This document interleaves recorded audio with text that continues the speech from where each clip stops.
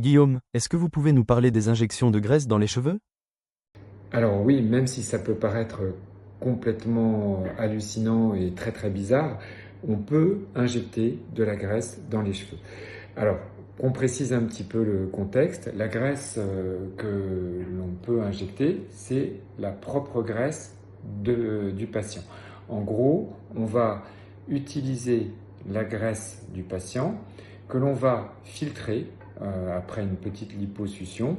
Donc la micro-lipoaspiration va nous permettre d'obtenir de la graisse assez fine que l'on va encore réduire en taille pour obtenir un substrat qu'on appelle la nanofat. La nanofat, c'est la graisse la plus petite en taille que l'on peut avoir.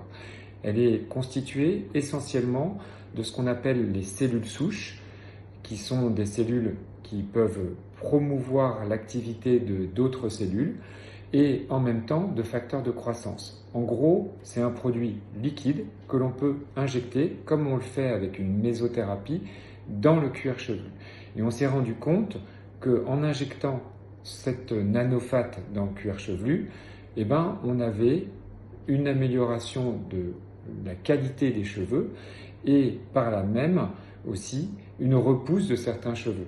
Donc ça nous permettait d'avoir une action à la fois sur la perte de cheveux, qu'on ralentissait, voire parfois qu'on bloquait, et en même temps une amélioration parce qu'on avait également une pousse de nouveaux cheveux.